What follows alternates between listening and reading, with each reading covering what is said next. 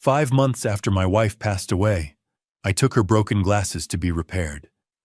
They were the last thing she wore every day, the only keepsake I had left. But when the technician examined them, his hands started trembling. He didn't give them back. Instead, he locked the door, pulled me into the back room, and said something that shattered everything. "Check her will immediately, before you're the next one in the grave." Then he showed me what was hidden inside the frames. I nearly collapsed when I saw the face on that screen. I'm deeply grateful you're here listening to this. Before we begin, drop a comment below and let me know, where are you tuning in from right now? Your city, your country. I'd love to connect with you. Also, a quick note. This account blends some fictional elements for storytelling and reflection purposes. Any similarity to actual names or places is entirely unintended, but the lessons I'm sharing, those are worth your time. 5 months had passed since I lost Catherine, but her reading glasses still sat on the corner of her desk, right where she'd left them that morning. I'd walked past that desk every day, unable to touch anything. Her favorite pen, the half-finished crossword puzzle, the small jade plant she'd kept alive for 12 years. That afternoon, something shifted. Maybe it was the way the autumn light came through the window, the same way it used to catch her silver hair when she worked. I finally opened the desk drawer. The glasses were tucked beneath a stack of garden catalogs. The moment I picked them up, the left hinge gave way, and the frame split in two. I sat there holding both pieces, feeling like I'd broken the last physical piece of her I had left. Catherine had worn these glasses every single day. She was religious about it, never left the house without them. I remembered how she'd push them up her nose when she was concentrating, how she'd take them off and clean them obsessively with that little blue cloth she kept in her pocket. I couldn't just throw them away. I wouldn't. Ballard Avenue was quiet for a weekday. The rain had let up, leaving that clean mineral smell that only comes after a Seattle downfall. I parked in front of Porter's Optical, a small shop, tucked between a Thai restaurant and a vintage bookstore. Catherine and I used to walk this street every Saturday morning. Daniel Porter had been a friend for over 20 years. We'd met on a commercial renovation project back in 2004. When he opened his optical shop a decade ago, Catherine and I had sent flowers. After she passed, he'd come to the funeral. Shaken my hand, told me to call if I needed anything. The bell above the door chimed when I walked in.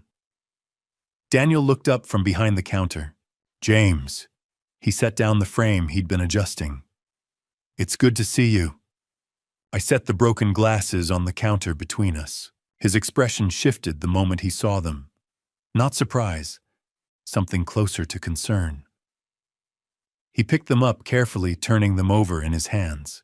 He pulled a jeweler's loupe from his drawer and bent over the frame, studying the right temple. Then he stopped moving entirely. When he finally straightened up, he didn't look at me right away. He walked to the front door, flipped the sign to closed, and pulled the shade down over the glass. My stomach tightened.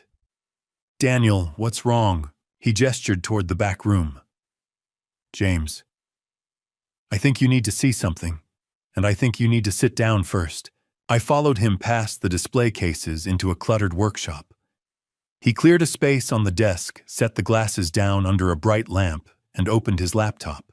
He plugged a small cable into something I hadn't even noticed. A tiny port hidden along the inner arm of the frame. A file directory appeared on his screen. 3 video files, 2 audio files. All dated from April, the month Catherine passed. Daniel clicked on the first video. The footage was shaky at first, then stabilized. It took me a moment to recognize what I was seeing. Our kitchen.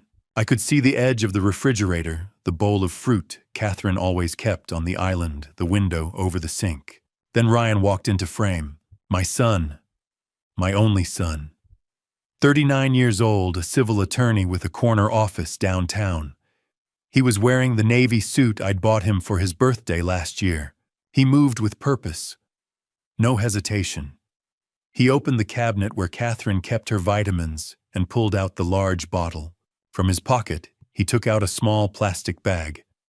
white pills inside. He unscrewed the vitamin bottle, poured the white pills in, shook it, put it back exactly where it had been. The whole thing took less than 30 seconds. Daniel's voice was quiet beside me. There's more. But I couldn't look away from the screen.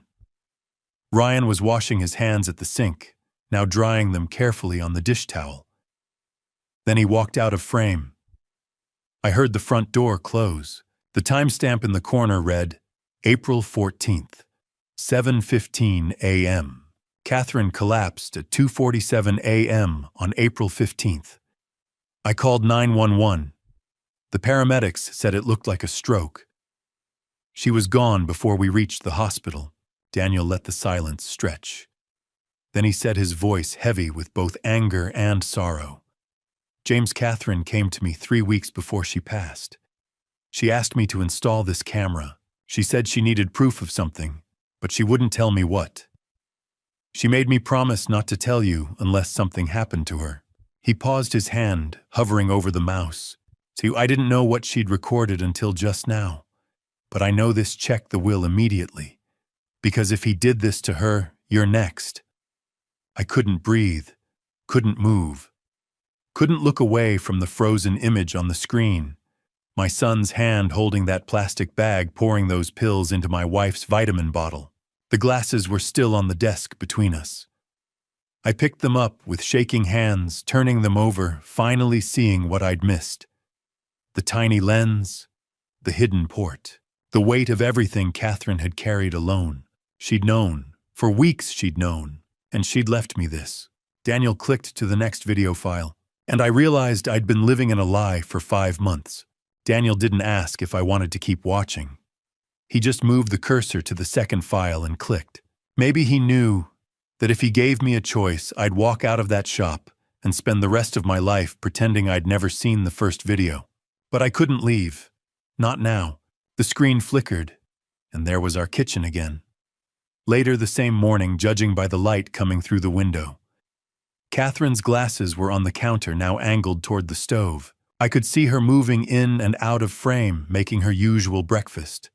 Oatmeal with blueberries, the same thing she'd eaten every morning for 30 years. Ryan appeared in the doorway. He was still in that navy suit, but his tie was loosened now.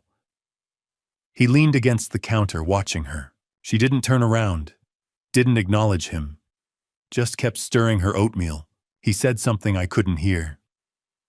Catherine's shoulders stiffened, but she still didn't look at him. After a moment, Ryan pushed off the counter and left.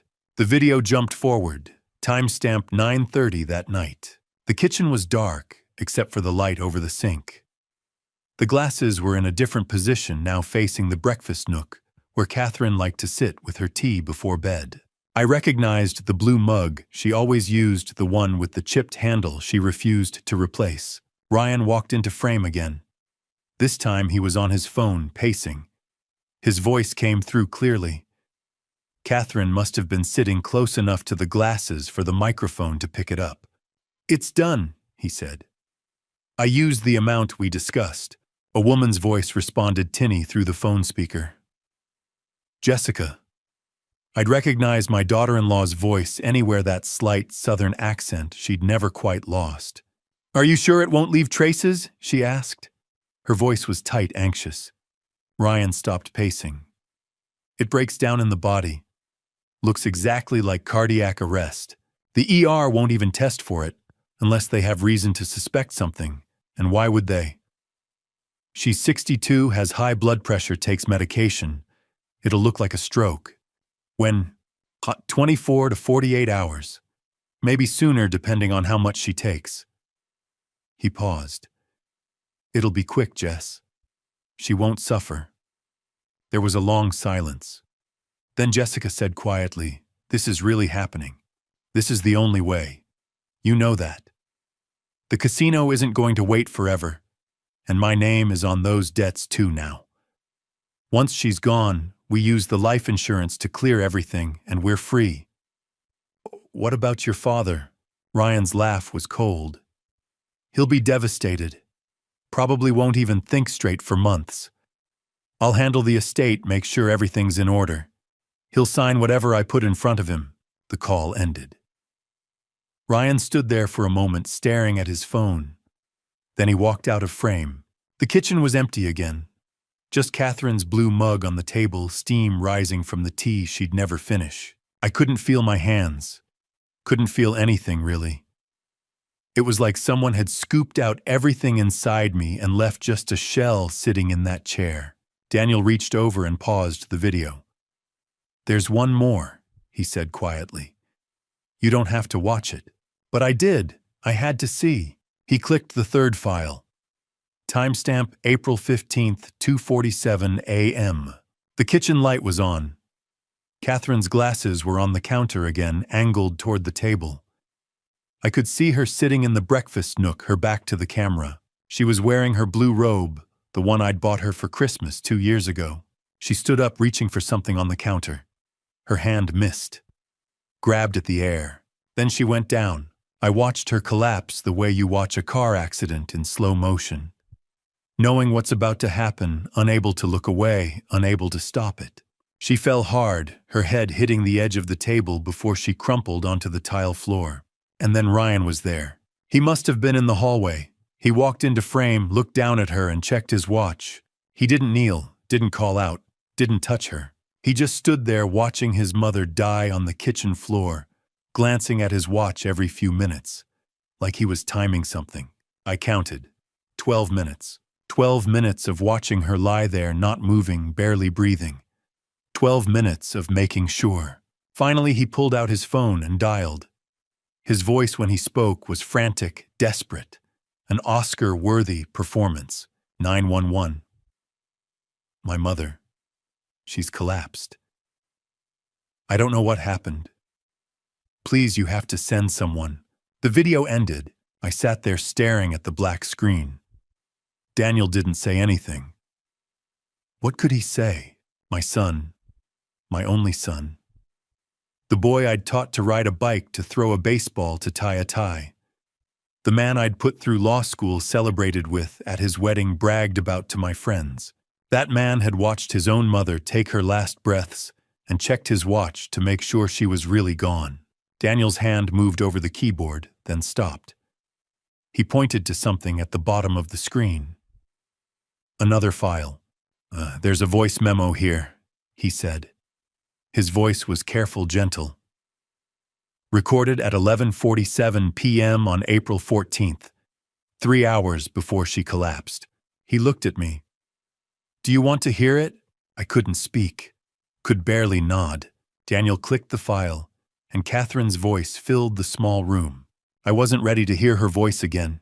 5 months of silence, of walking past her empty chair at breakfast, of reaching for the phone before remembering she was gone. 5 months of learning how to live in a house that still smelled like her lavender hand soap. And now, here she was, speaking to me from 3 hours before she collapsed on that kitchen floor. James. Just my name.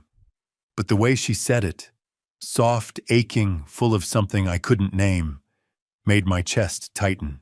Daniel sat beside me in the back room of his shop, his hand resting on the edge of the desk. He'd already seen the first video. Ryan pouring those white pills into Catherine's vitamin bottle. Now we were listening to the audio file time-stamped April 14th, 11:47 p.m., the last thing my wife recorded before she was gone. "If you're hearing this," Catherine's voice continued, trembling slightly, "then I'm not there anymore. And I'm so sorry, my love." I gripped the armrest of the chair. My knuckles turned white. "I need you to listen carefully, because I don't have much time. There's a safe deposit box at Pacific Northwest Bank, downtown branch. Box number 447. The key is in my desk, bottom drawer inside the blue envelope beneath my gardening catalogs. You need to go there. You need to open it." I glanced at Daniel. He was staring at the laptop screen, his jaw tight. "Inside that box, you'll find a letter. 8 pages. I wrote down everything. Every detail, every date, every piece of evidence I gathered. I couldn't say it all out loud, but I wrote it down for you." She paused, and I could hear the faint sound of rain against a window in the background. There's also a new will in that box. I met with Helen Patterson 2 days ago. Patterson and Marks, Pioneer Square. She notarized it. 95% of our estate goes to the Family Justice Foundation. Ryan gets $100,000. That's it. My breath caught. 100,000. Out of 2.7 million. He doesn't know about the new will, James. He thinks the old one is still in effect.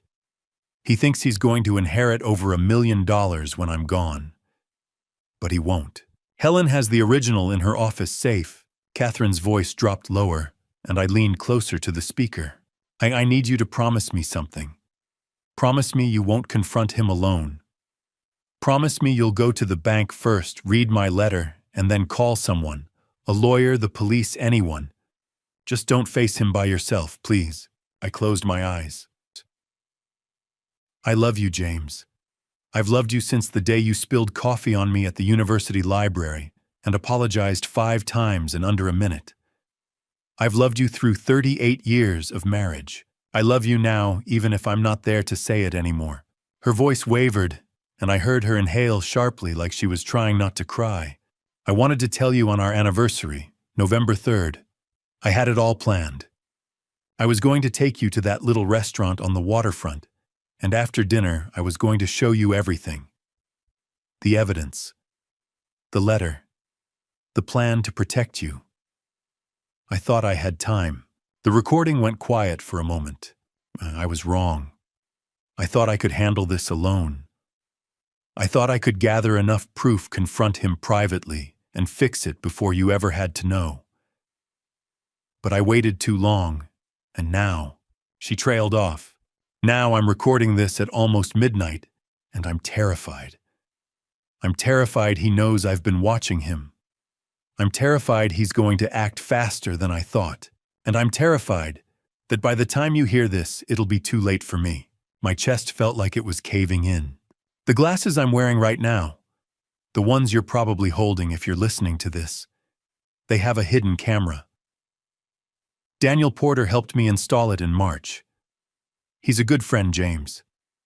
You can trust him. Check the videos. You'll see. She paused again, and when she spoke next, her voice was barely above a whisper. Amba Box 447. Blue envelope in my desk. Helen Patterson, Pioneer Square. Read my letter. It has everything you need. And James, please be careful, please. Another silence, longer this time. I'm sorry I carried this alone. I just wanted you to sleep peacefully for a few more nights. I wanted to protect you from the weight of it. But I see now. I should have trusted you. I should have told you the moment I knew. Her voice broke completely. Forgive me, my love. Forgive my silence. The recording ended with a soft click. The room was utterly still. Daniel's computer hummed quietly. Outside, I could hear the distant sound of traffic on Ballard Avenue, but inside that little back room, there was only silence and the echo of Catherine's voice. Daniel finally spoke, his tone careful. James, we need to call someone. A lawyer, the police. Someone who can help. I didn't answer. I couldn't. Because all I could think about was that blue envelope, the safe deposit box. The letter Catherine had written, knowing she might not live to see me read it. She'd known. For weeks she'd known our son was planning to harm her, and she'd faced it alone because she didn't want to break my heart. Daniel stood and pulled his phone from his pocket. I'm calling Margaret Thornton. She's a criminal defense attorney. Elder law, too. She'll know what to do. He dialed. I heard the phone ring once, twice. Then a woman's voice answered. This is Margaret Thornton. Daniel glanced at me, then spoke into the phone. Margaret, it's Daniel Porter. I have a client here who needs your help immediately. His wife passed 5 months ago. They said it was a stroke, but we just found evidence that suggests it wasn't natural. And we think his son is planning to harm him next. There was a pause on the other end. Bring him to my office, Margaret said. Now. Margaret Thornton's office was nothing like I expected. No mahogany desk, no wall of leather-bound law books, no dramatic floor-to-ceiling windows overlooking Elliott Bay. Just a modest space on the 7th floor of a building in downtown Seattle, with practical furniture and a coffee maker that looked like it had seen better days. She was exactly what Daniel had promised when he'd handed me her card in the parking lot outside his shop, sharp, experienced, and someone who wouldn't waste my time with platitudes. That had been 2 hours ago. 2 hours of me sitting in my car, hands shaking too hard to turn the key, trying to figure out what to do next. 2 hours of staring at my phone, knowing I should call Ryan, knowing I absolutely could not. Finally, I'd called the number on the card. Margaret had answered on the second ring and told me to come immediately. Now she sat across from me, 52 years old, with steel gray hair pulled back in a practical bun. Reading glasses perched on her nose as she watched the videos on Daniel's laptop for the 3rd time. I'd driven back to get it after she'd asked to see the evidence herself. She didn't react the way Daniel had. No sharp intake of breath, no hand over her mouth. She just watched, made notes on a yellow legal pad, and occasionally paused to replay a section. When Catherine's voice memo ended, Margaret removed her glasses and set them on the desk between us. "Mr. Mitchell, I need to ask you something, and I need you to be completely honest with me." I nodded, not trusting my voice. "Have you confronted your son about any of this? Have you called him, texted him, left any indication that you know?" "No. I came straight here after leaving Daniel's shop." "Good." She tapped her pen against the legal pad. "That decision may have saved your life." The words landed like a physical blow. "Your son is a civil attorney." She continued, her tone matter-of-fact. "He understands the legal system. He knows how evidence works, how investigations proceed, how to cover his tracks. The moment he knows you have this footage, this recording, he will move to destroy any remaining evidence and escalate his timeline for you." "Escalate his timeline," I repeated slowly. I mean if he thinks you're a threat, he'll act faster than he planned. Your wife gave you a tremendous gift with this evidence, but it's also put you in immediate danger." She flipped to a fresh page on her legal pad. "Shakis, here's what we're going to do. 6 steps. We follow them exactly, we don't deviate, and we don't tell anyone, including your son, what we're doing until we have everything locked down. Understood?" I nodded again. Step 1. You do not confront Ryan. You don't ask him about the money, about Jessica's debt, about the videos. Nothing. If he calls you, you keep the conversation light. If he wants to meet, you're busy. If he pushes you, have the flu. Whatever it takes to buy us time without raising suspicion. She wrote, "No contact, natural excuses," in sharp capital letters. Step 2. We petition for an exhumation of your wife's body. Your wife mentioned potassium chloride in her recording. That's the substance Ryan and Jessica discussed. It's commonly used in medical settings, mimics heart attack symptoms, and most importantly, it does leave traces in tissue if we know to look for it. Heart, muscle, liver, kidneys. A good forensic pathologist can find it even months later. My stomach turned. The thought of Catherine's grave being opened, her body being examined like evidence. "I know," Margaret said quietly, reading my expression. "But it's the only way to prove this wasn't a natural passing. Without that proof, everything else is circumstantial." She continued writing. Step 3. We hire a forensic accountant to trace every penny of that $680,000. Where it went, when, how. Bank records, wire transfers, cash withdrawals. We build an airtight paper trail showing systematic embezzlement over 18 months. Step 4. We verify the new will with Helen Patterson. I'll contact her directly, attorney to attorney. We'll confirm it's properly executed, legally binding, and that Ryan has no knowledge of its existence. Step 5. From this moment forward, you record every interaction with your son. Washington is a one-party consent state, which means you can legally record any conversation you're part of without the other person's knowledge. If Ryan calls you, record it. If he shows up at your house, your phone is recording in your pocket. Everything. Margaret looked up from her notes. Step 6, and this is crucial. You do not sign anything Ryan puts in front of you. Power of attorney, financial documents, anything. If he asks you to sign something, you tell him you want your own lawyer to review it first. If he pushes you, cite me. Tell him I'm helping you organize Catherine's estate. Use me as a buffer. She set down her pen and leaned back in her chair. These 6 steps give us a foundation. But Mr. Mitchell, I need you to understand something. I'm an elder law attorney with criminal defense experience. I can help you navigate this, protect your assets, and build a case. But what your son did to your wife, that's homicide. We need law enforcement involved. The word hung in the air between us. Homicide. My son had committed homicide. I have a contact at Seattle PD, Margaret continued. Detective Laura Hayes' Homicide Division. She's smart, thorough, and she doesn't let cases go. But before I call her, I need your permission. Once we bring law enforcement in, there's no going back. This becomes an official investigation. Your son will likely be arrested. This will be public. Your life will never be the same. I thought about Catherine's voice on that recording. The way she'd apologized for keeping secrets. The way she'd warned me I was next. I thought about Ryan standing in our kitchen, watching his mother take her last breaths, checking his watch. Call her, I said. Call Detective Hayes. Margaret picked up her phone, but before she dialed, she looked at me one more time. James, your son, is a civil attorney.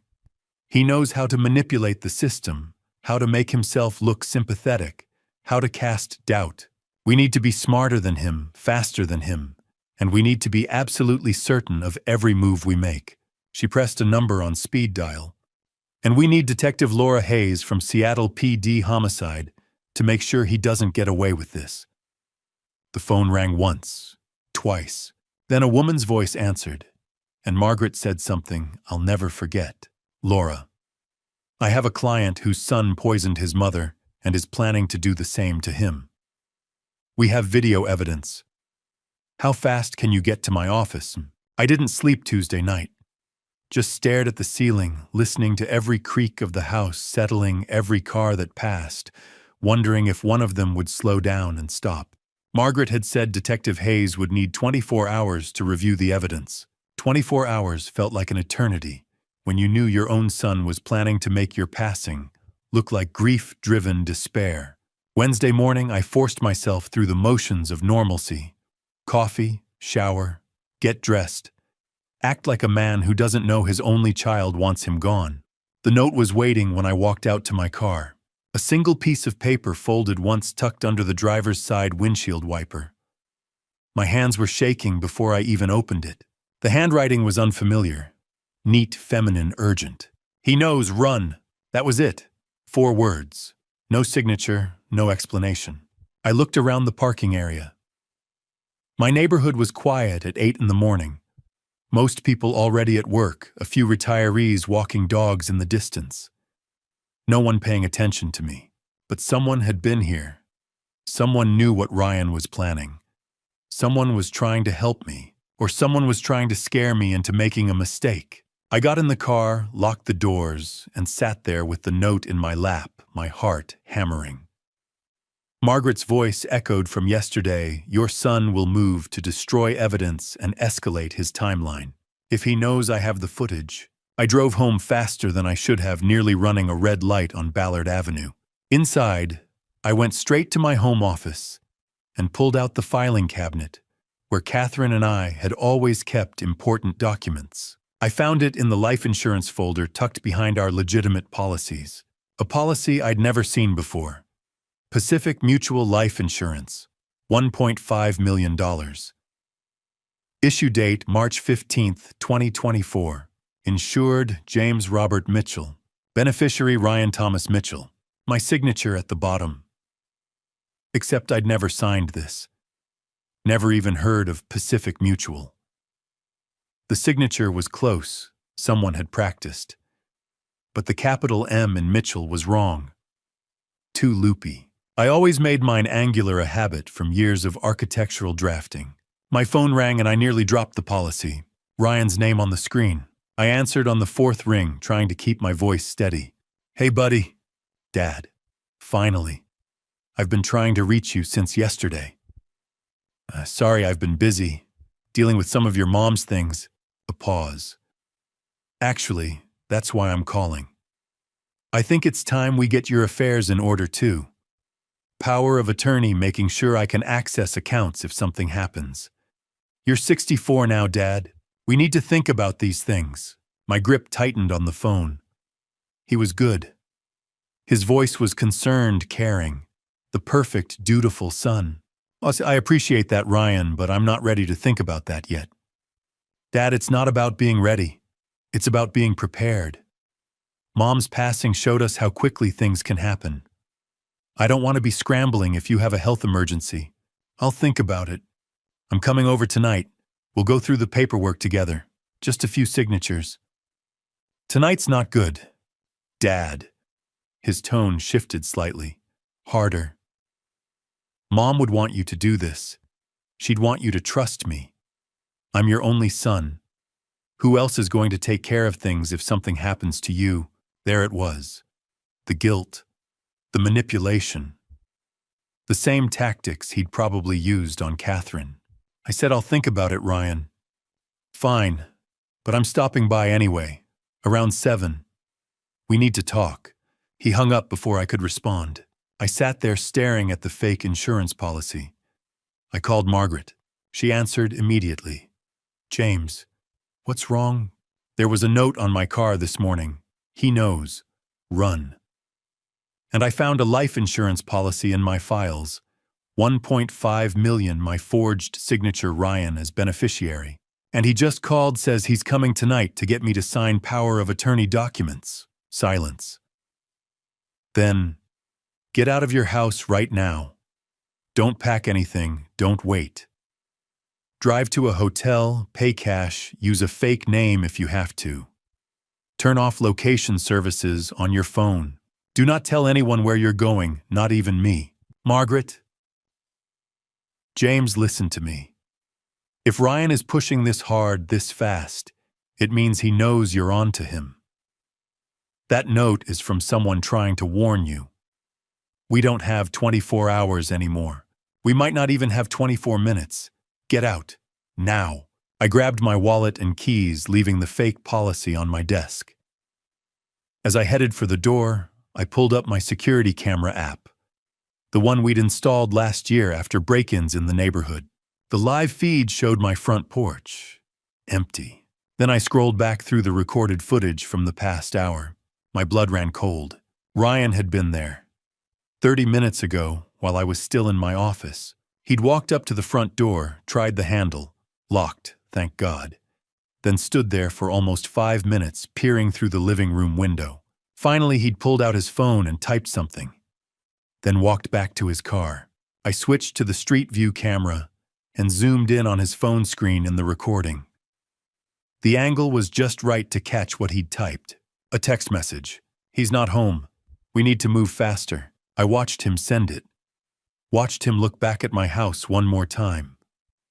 Watched him drive away. My son had come to my house to find me, to corner me, to make me sign documents that would give him access to everything.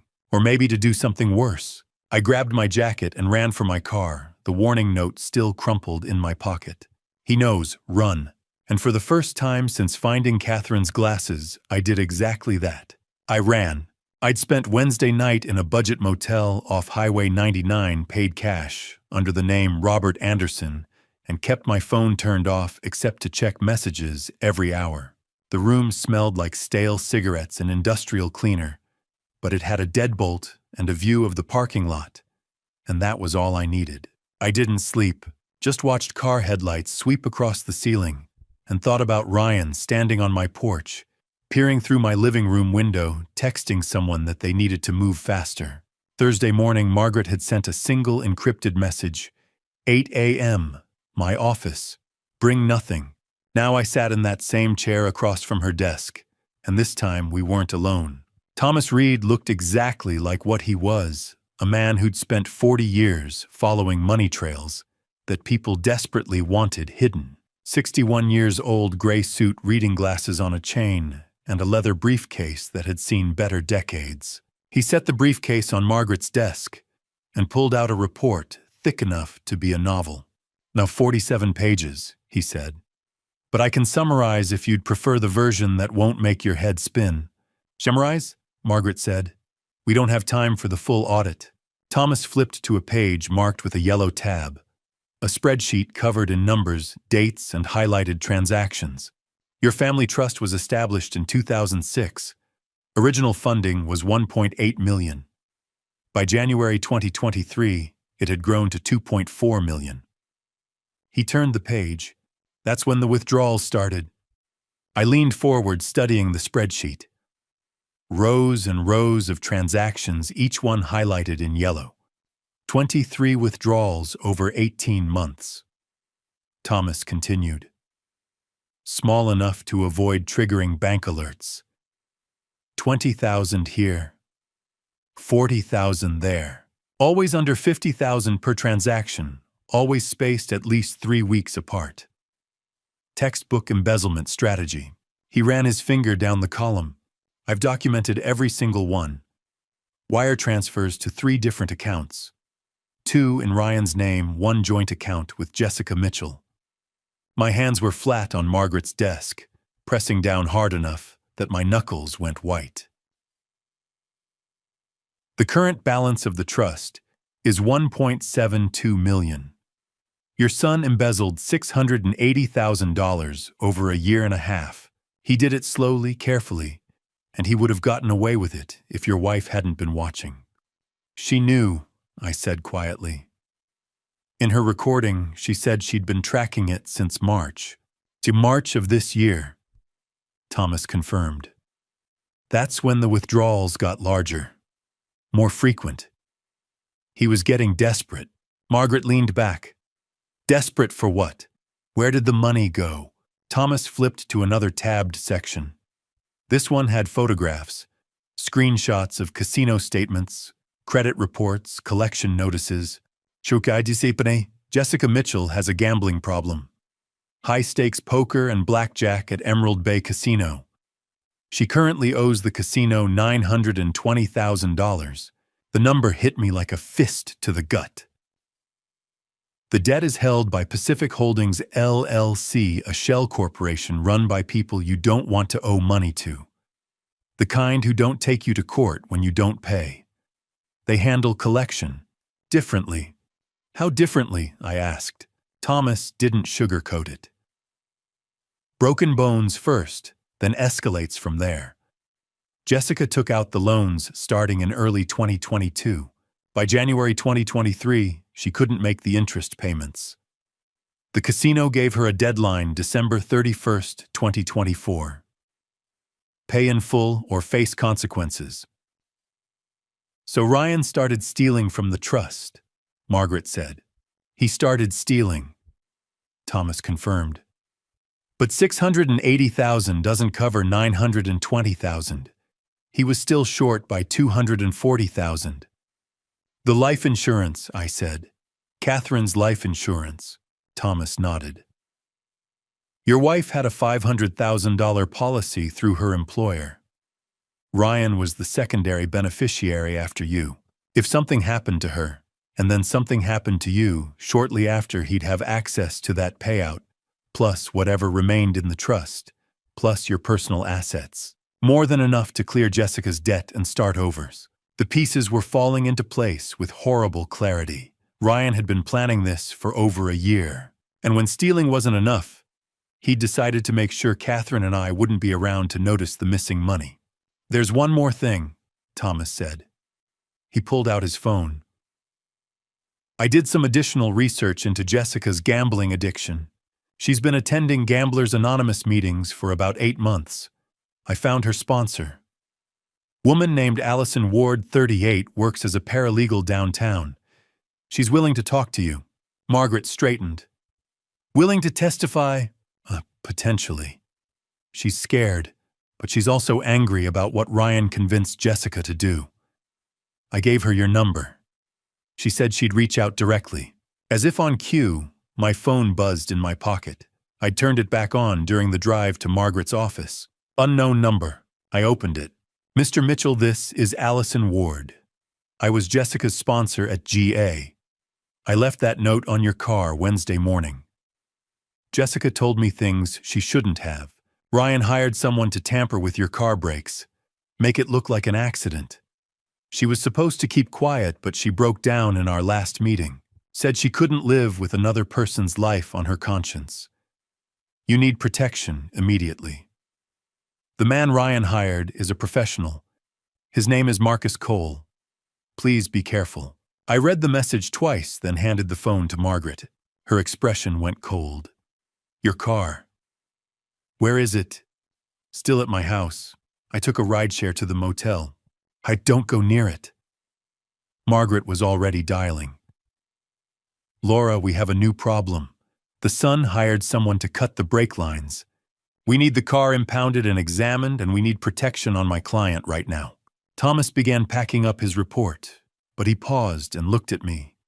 Mr. Mitchell, I've been doing this work for 30 years. I've seen people steal from their businesses, their partners, their parents. But I've never seen someone steal from their family and then systematically plan to end their lives to cover it up. Your son isn't just a thief. He's something much worse. I didn't respond. Couldn't. Because I was thinking about Catherine's voice on that recording about how she'd said Ryan was desperate. She'd been right. And desperate people don't stop until they get what they need, or until someone stops them. Volunteer Park in the afternoon was the kind of peaceful that felt wrong when your son was planning to tamper with your brakes. Families walked dogs. Joggers passed by with their headphones in. A group of teenagers skateboarded near the conservatory. I sat at an outside table at the small cafe near the water tower, nursing a coffee I hadn't touched, watching every person who walked up the path. Margaret had insisted I take a rideshare here and sit where I could see all the approaches. She arrived 10 minutes late, scanning the area. 38 years old, dressed in business casual, like she'd come straight from work. Dark hair, pulled back minimal makeup, and the kind of tired eyes that came from carrying other people's secrets. She carried a brown leather messenger bag. When she spotted me, she hesitated, then walked over and sat down without shaking hands. Mr. Mitchell, thank you for meeting me. She glanced around again. I shouldn't be here. If Ryan finds out I talked to you, or if Jessica finds out I warned you, they won't, I promise. Allison didn't look convinced, but she opened her messenger bag and pulled out a small USB drive, setting it on the table between us. Jessica came to her first Gamblers Anonymous meeting 8 months ago. She'd hit rock bottom, $920,000 in debt to people who don't forgive debts. She was terrified. That's when I became her sponsor. She wrapped her hands around the coffee cup I'd bought for her. So, 3 weeks ago, she broke down completely. Said she couldn't do it anymore. Couldn't live with what Ryan was planning. She told you about my wife. Allison nodded. She told me Ryan had used something to make it look like your wife had a stroke. Said he'd been planning it for months. And then she told me about you. My coffee cup was cold in my hands. She said Ryan had hired someone, a professional, someone who specializes in making problems disappear. She gave me a name, Marcus Cole. 45 years old, has a record in Oregon. He's what they call a cleaner, someone who handles situations that need to look like accidents. How much did Ryan pay him? $50,000, half up front, half when the job is done. $50,000 to end my life. Jessica told me the plan. Allison continued. Marcus was supposed to cut your brake lines, make it look like mechanical failure. Ryan knew your routine, that you drive Highway 99 every morning. Lots of traffic, steep grades, plenty of opportunities for a crash. She pushed the USB drive closer to me. I couldn't let it happen.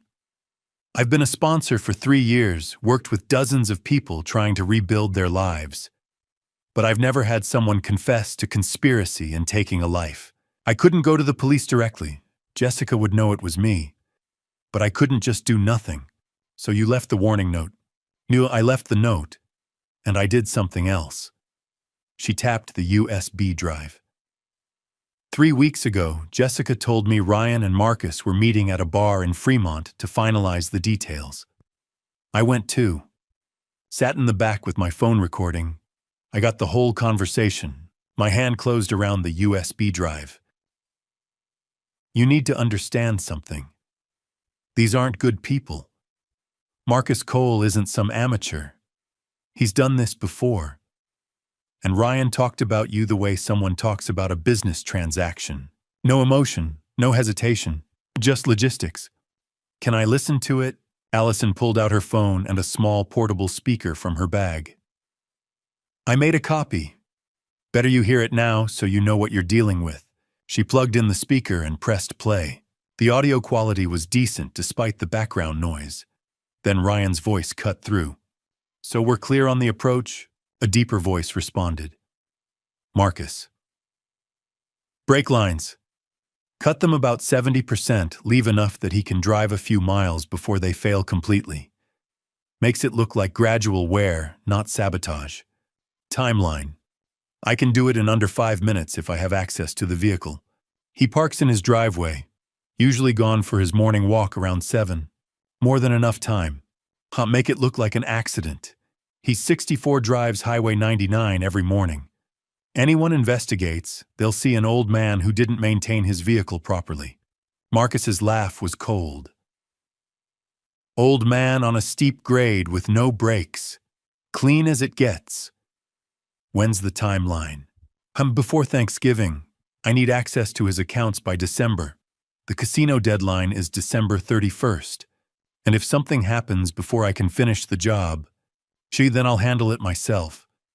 But I'd prefer to stay clean. That's what I'm paying you for. A pause. Then Ryan's voice again quieter, but still audible. Once both of them are gone, we're set for life. The trust, the life insurance, his personal assets. Everything. We clear Jessica's debt and we disappear for a while. Maybe Europe. The recording ended. I sat there staring at the speaker, unable to move. That was my son's voice. Planning my end the way someone might plan a vacation. Allison turned off the speaker and packed it away, giving me a moment. So Jessica is terrified, she finally said. She's hiding now.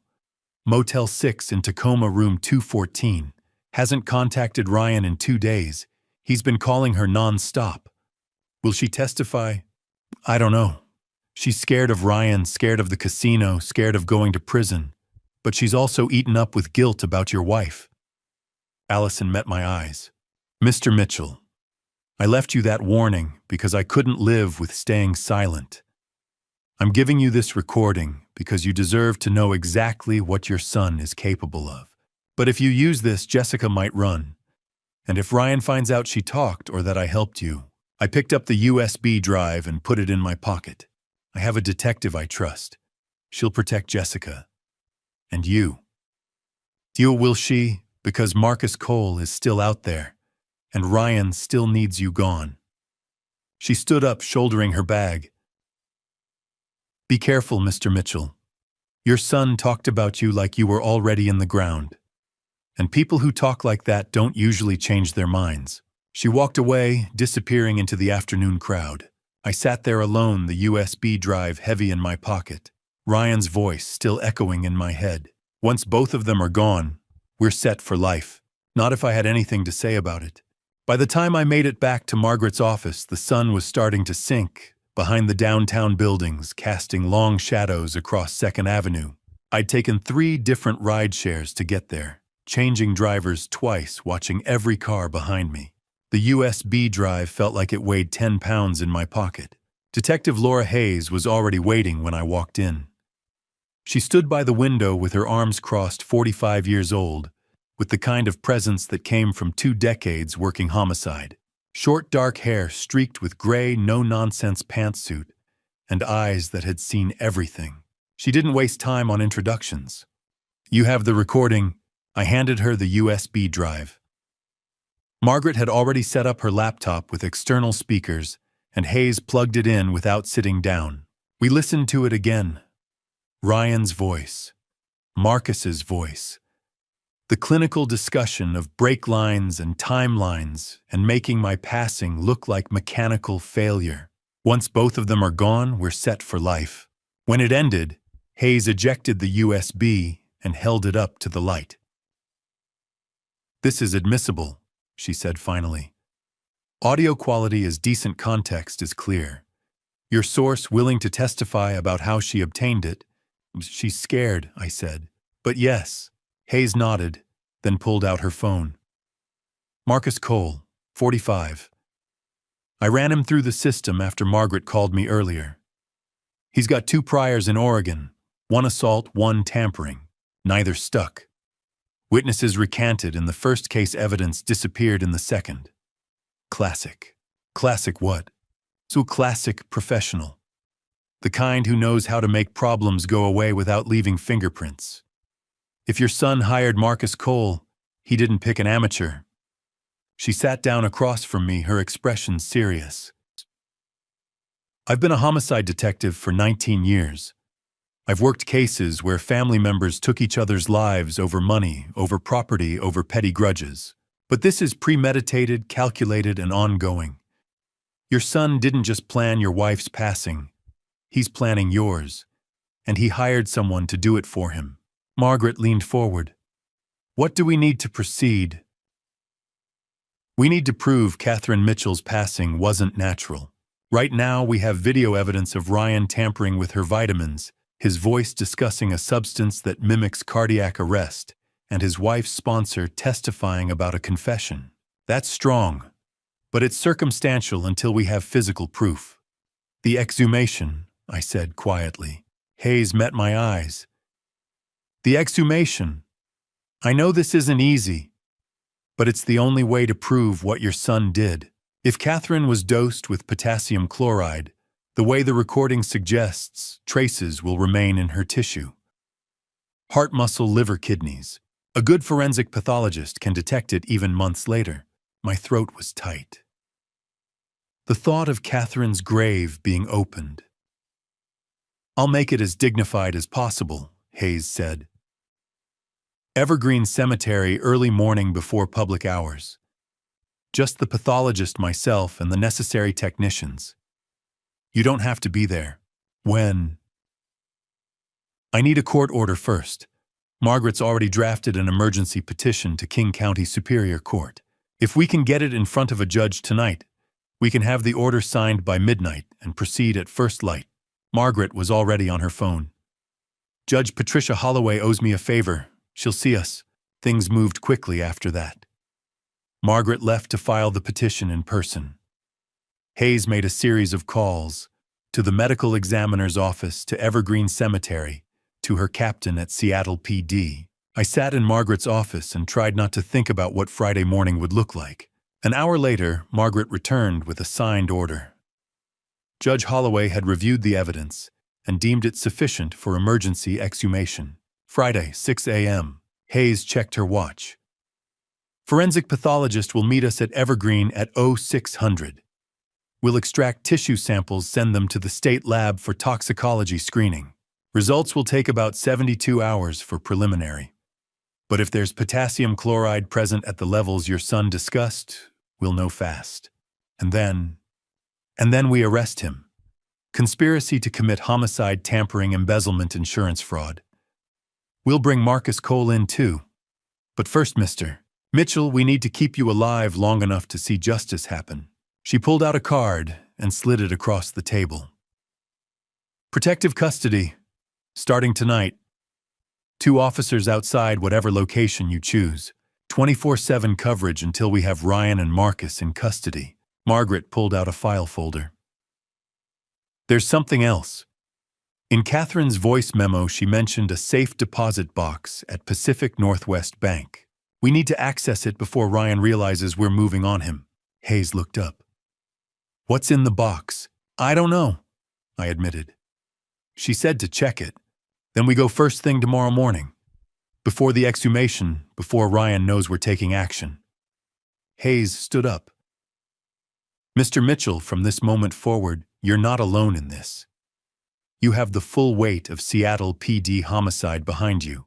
We're going to prove what your son did to your wife, and we're going to stop him from doing it to you. She checked her phone, then her expression shifted. What? I asked. Ryan Mitchell called the station 40 minutes ago. Said he was concerned about his father hasn't been able to reach him. Pretending to be the worried son, my blood ran cold. He knows something's wrong, Hayes said. He knows you're avoiding him, which means we're running out of time. She looked at me, her expression hard. Tomorrow morning at 0600, we'll know what your son did to your wife. Tonight, you're under full protection. But if Ryan called the station asking about you, that means he's getting desperate. Margaret's office suddenly felt very small. Where do I go? I asked. Hayes was already typing. Safe house. Officers are en route now. We leave in 5 minutes. As we stood to go, Margaret touched my arm. Catherine's safe deposit box. Whatever's in there, she wanted you to find it before Ryan could. We'll get it tomorrow, first thing. I nodded, but I was thinking about Hayes's words. Tomorrow at 6 a.m. we'll know. After 5 months of questions, 5 months of grief I couldn't name, because I hadn't known it was grief mixed with betrayal, I would finally have proof. Catherine hadn't just collapsed from a stroke. Our son had ended her life, and tomorrow we'd prove it. Dawn hadn't broken yet when Margaret and I pulled up to Pacific Northwest Bank. The streets were empty, the sky that deep purple-black that comes just before sunrise. We'd left the safe house at 4:32, police officers trailing us in an unmarked car. In less than an hour, they'd be opening Catherine's grave. But first, we needed to know what she'd left behind. The bank manager met us at the entrance, a woman in her 50s, who'd clearly been woken up early for this. Margaret had called in another favor, a judge's order allowing emergency access to the safe deposit box. The manager didn't ask questions, just checked our identification before leading us through the empty lobby to the vault. My hand went to my pocket, feeling for the small envelope I'd found in Catherine's desk. Just a blank white envelope with a single key inside. Now I knew why. "Me box 447, the manager said, running her master key through the lock. She stepped back. Take your time. Margaret and I were alone in the small private room. I pulled out the box and set it on the table between us. Inside were 3 things. A thick envelope. Catherine's handwriting on the front, for James. If you're reading this, I'm gone. A legal document folded and bound with a blue cover.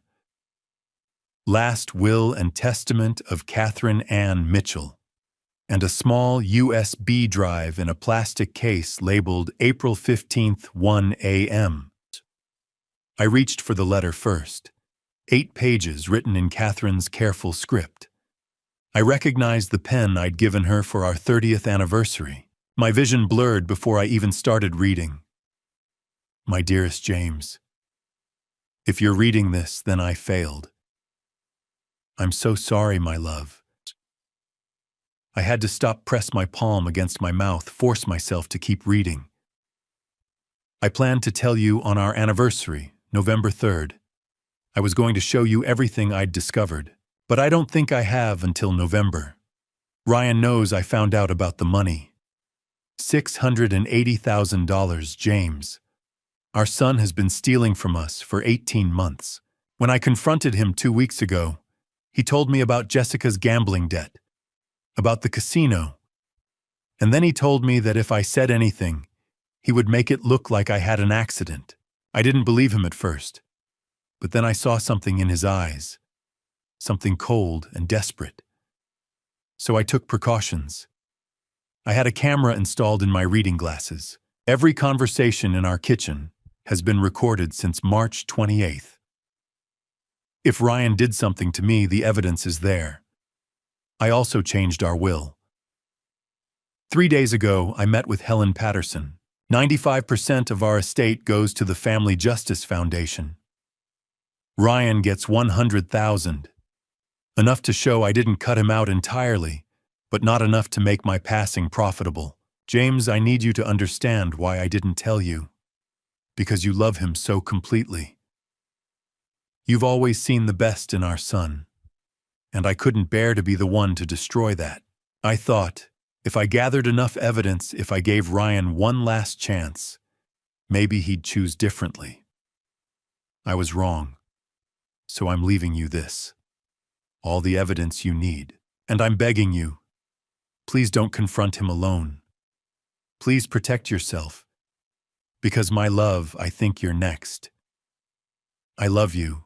I've loved you since the day you spilled coffee on me in that library 39 years ago. Forgive my silence. I just wanted you to sleep peacefully for a few more nights, without having to cry over our son. All my love, always and forever, Catherine. April 14th, 2024, 11:30 p.m. 3 hours later, she'd collapsed on our kitchen floor. I couldn't speak, just sat there holding those 8 pages. Margaret reached for the will. The legal document was straightforward, dated April 12th, 2024. 95% to the Family Justice Foundation, 5% to Ryan, with the hope that he will use these funds to address the debts that have caused him such distress. Even in her final legal document, Catherine had tried to save him. Margaret picked up the USB drive. We should see what's on this. She plugged it into her laptop. One audio file, timestamped 1:04 a.m. April 15th, 2024. Ryan's voice came through clearly. It's done. She took the vitamins around 11. Should be feeling the effects any time now. Jessica's voice, tearful. What if someone figures it out? They won't. It'll look like a stroke. And even if they do run tests, potassium chloride breaks down. It's hard to detect unless someone specifically tests for it. What about the will, already handled? Tomorrow after the funeral home picks her up, I'll go through her desk. I'll make sure the old will is the only one anyone finds. James will want to see it. Dad will be a mess. Trust me. And by the time he asks about paperwork, it'll be too late. The estate will be settled, and we'll be clear. A pause. Then Jessica quietly, I can't believe we're doing this. We don't have a choice. And Dad, he's got to go too, eventually. The life insurance, the trust. Once both of them are gone, we're set for life. The recording ended. Margaret ejected the USB. He swapped the wills. He thought this copy didn't exist. He thought her passing erased everything she'd done to protect you. I was still holding Catherine's letter. Forgive my silence. I just wanted you to sleep peacefully a few more nights without crying over our son. She knew, I whispered. She knew he was going to do it, and she still tried to save him. Margaret carefully packed everything back. Catherine built you a roadmap. Everything you need to prove what Ryan did to stop him, to make sure her real wishes were honored. I checked my watch, 5:45. In 15 minutes, they'd be opening her grave. Margaret put her hand on my shoulder. She loved you very much. She died alone on our kitchen floor, and I was asleep upstairs. She made sure you'd know eventually. She made sure Ryan wouldn't get away with it. We walked out into the pre-dawn darkness. The police escort was waiting. Detective Hayes was already at Evergreen Cemetery. In a few minutes, we'd have physical proof of what Ryan had done. But I already had everything I needed in my hands. Catherine's words, Catherine's will, Catherine's evidence. My wife had protected me from beyond the grave. Now it was time to make sure she didn't do it in vain.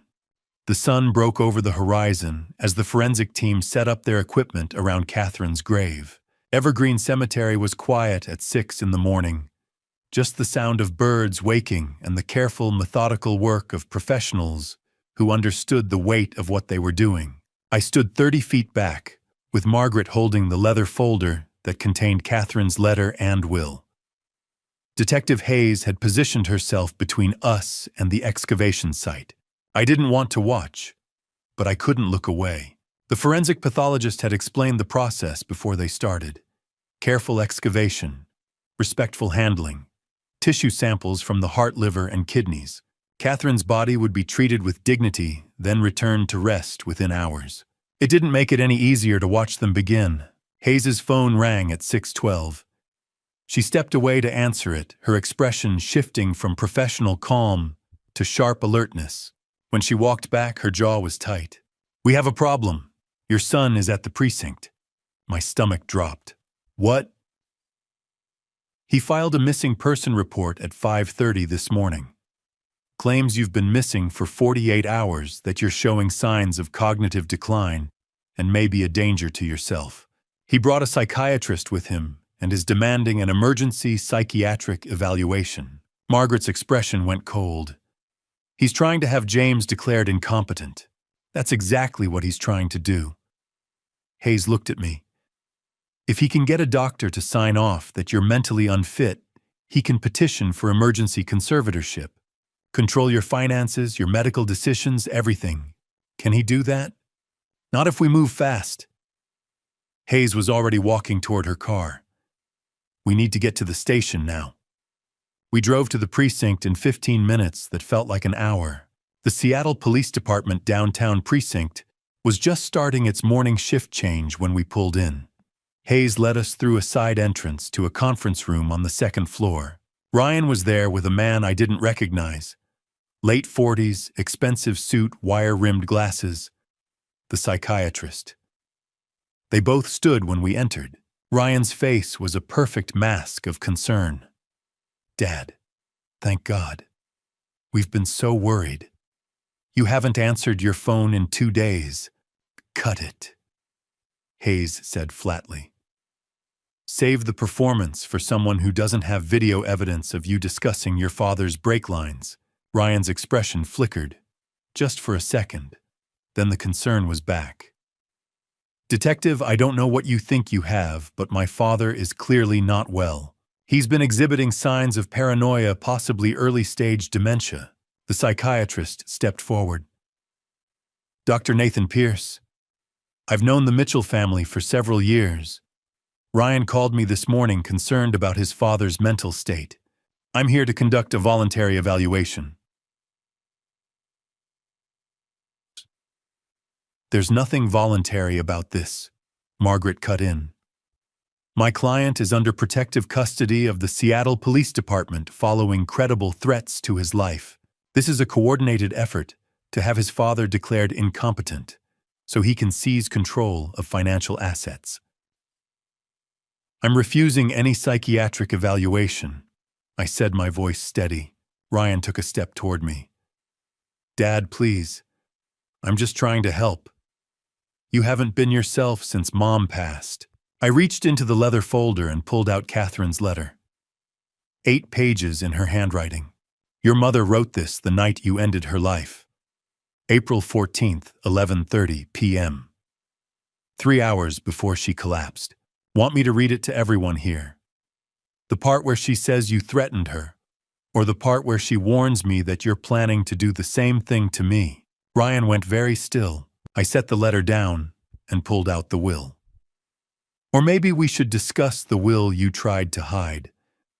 The one where your mother left 95% of our estate to charity. The will you thought you destroyed." Dr. Pierce was looking between Ryan and me, confused. "Ryan, what is he talking about? Or?" Hayes said, pulling out her phone. "We could play the recording of you and Marcus Cole discussing how to cut Mr. Mitchell's brake lines. That one's particularly compelling." Ryan's mask finally slipped. His face went blank, calculating. "I want my attorney." "You're going to need one," Hayes said. She turned to Dr. Pierce. "Doctor, how much did Ryan pay you to come here this morning?" Dr. Pierce stiffened. The silence stretched. Finally, $15,000. Why did you write a psychiatric evaluation before you ever saw my client? No. Another pause.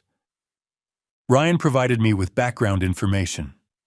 I drafted a preliminary assessment based on that information, yes. Nihon.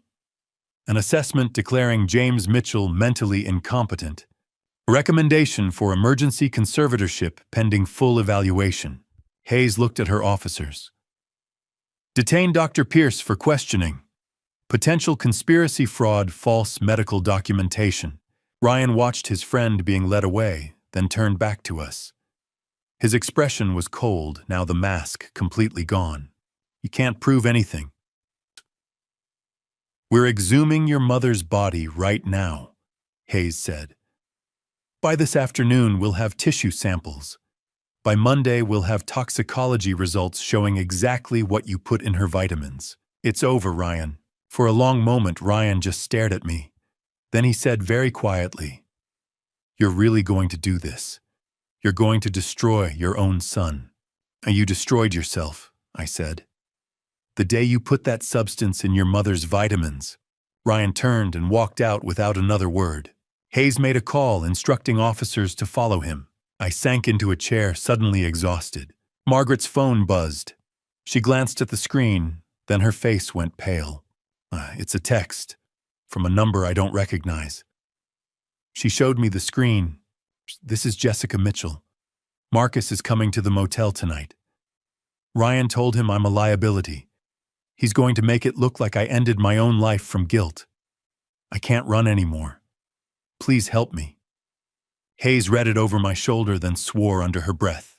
Motel 6, Tacoma room 214. "How fast can we get there?" Margaret asked. Hayes was already moving. 45 minutes if we push it. Or Ryan panicked and told Marcus to move faster, I said. If he's desperate enough to try the psychiatric trap, he's desperate enough to eliminate anyone who can testify against him. Hayes pulled out her radio. "I'll get Tacoma PD to do a welfare check.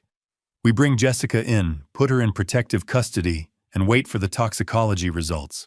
Then we arrest Ryan and Marcus simultaneously." We left the precinct as the morning sun climbed higher.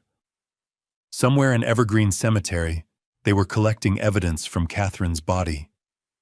Somewhere in Tacoma, Jessica was hiding. And somewhere Ryan and Marcus were regrouping. But for the first time in days, I felt like we were a step ahead. Catherine had given us the roadmap. Now we just had to follow it to the end.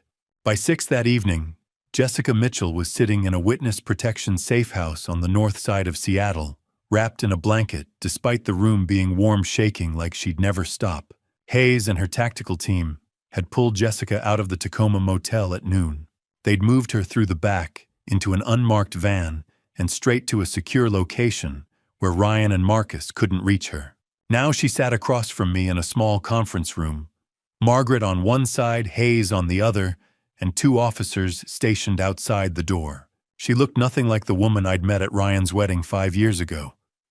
The Jessica had been confident, charming, always laughing.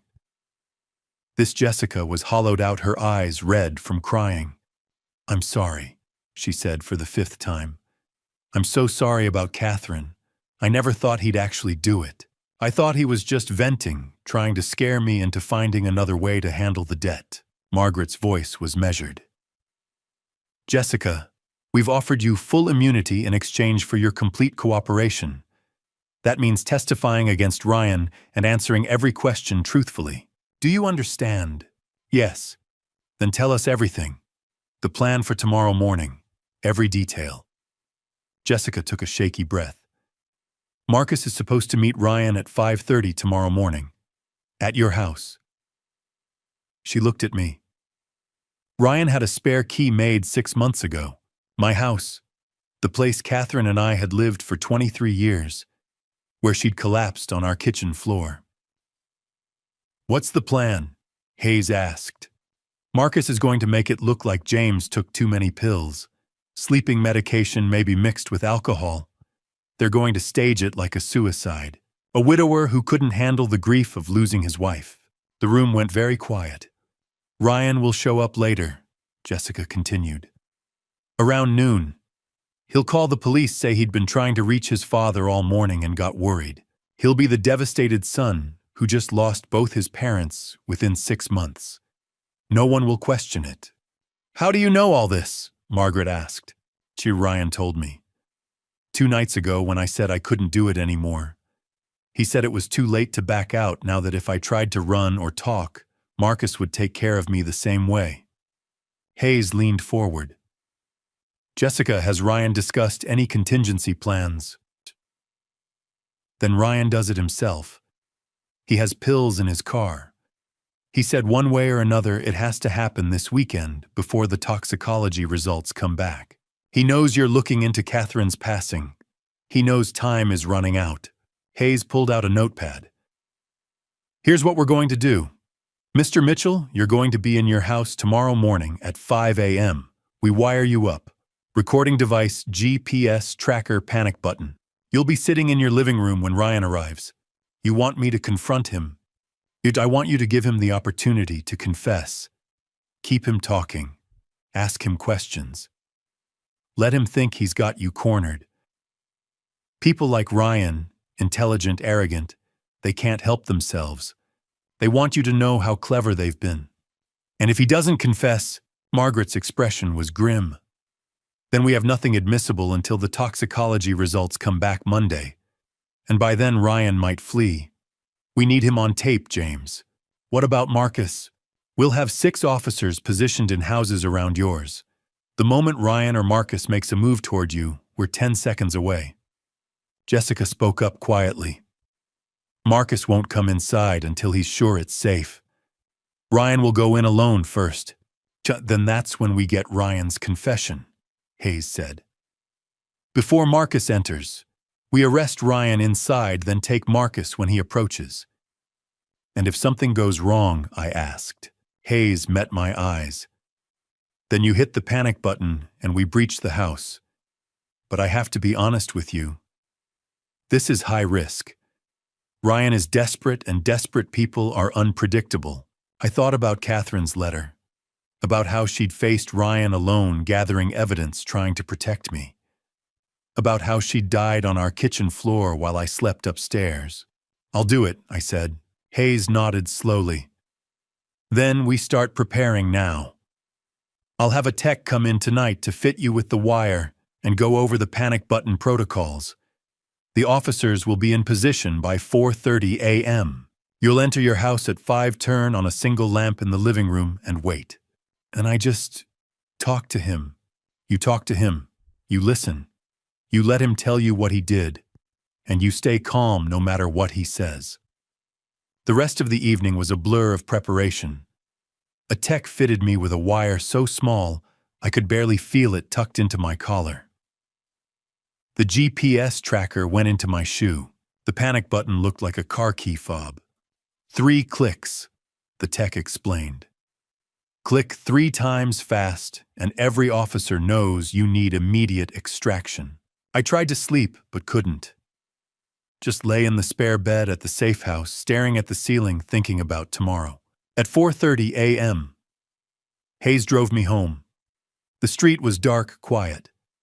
My neighbors' houses looked ordinary, but I knew 6 officers were inside watching, waiting. Hayes pulled up 2 houses down. You walk from here. Go in through the front door like normal. 1 lamp in the living room. Sit where we can see you through the window. And James, whatever happens, we're right there. You're not alone. I walked to my house in the pre-dawn darkness. Used my key. Stepped inside. Everything was exactly as I'd left it days ago. Catherine's reading glasses still on her desk.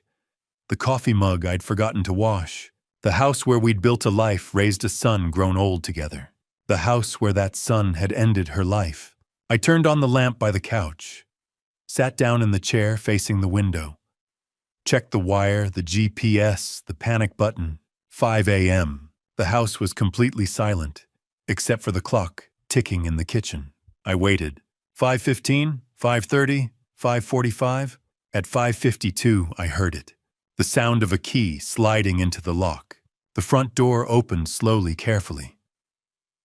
Ryan stepped inside, silhouetted against the early morning light. He was carrying a black duffel bag. Our eyes met across the dark living room, and for the first time since this nightmare started, I was face to face with my son. Ryan closed the door behind him and flipped the light switch. The sudden brightness made me blink, but I didn't move from my seat on the couch. For a moment, he just stared at me.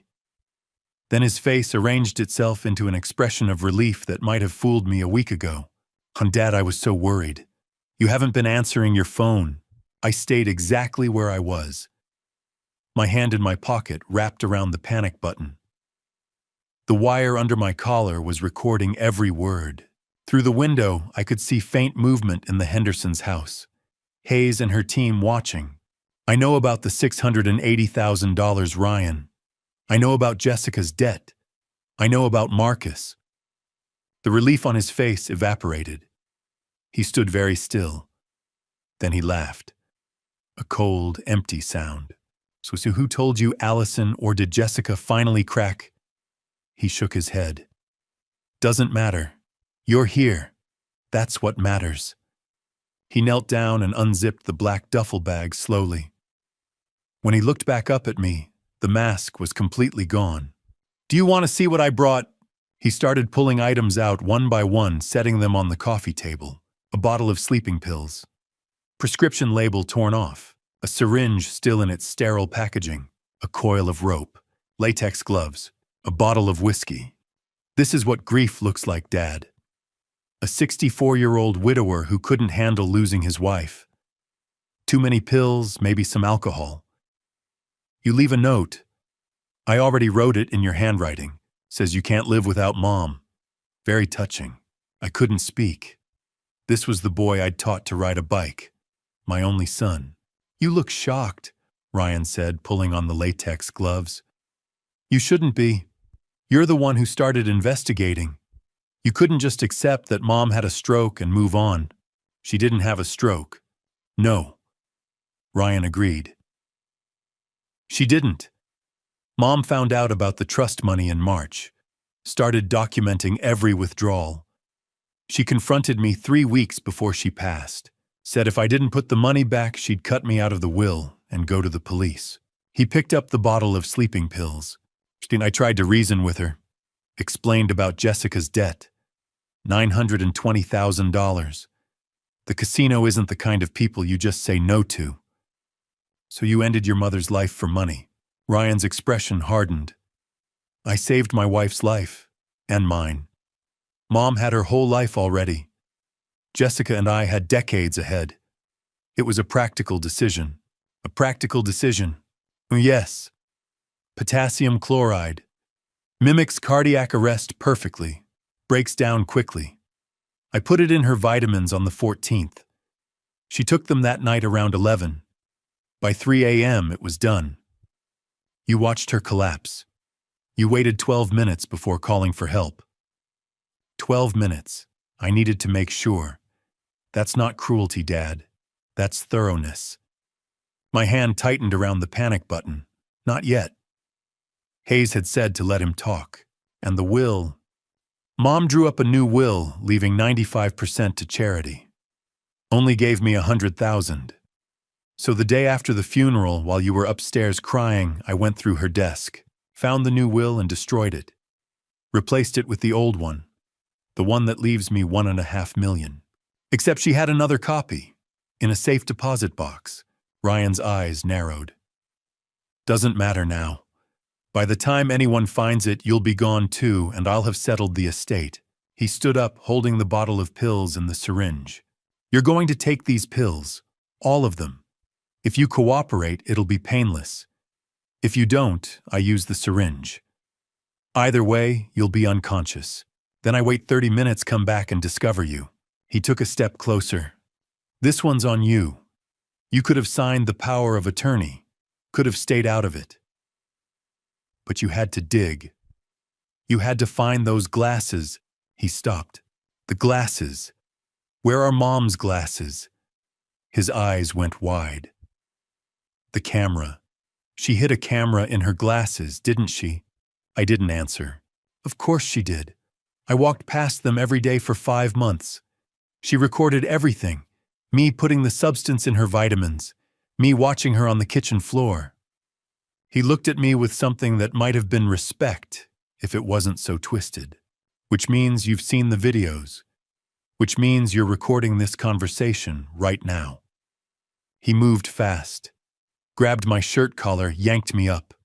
His hands found the wire, ripped it away, threw it on the floor, and stomped on it. Did you really think I wouldn't figure it out? My hand was already pressing the panic button. 3 clicks. Ryan picked up the syringe, tore open the packaging. You should have trusted your son instead of playing detective. This is your fault.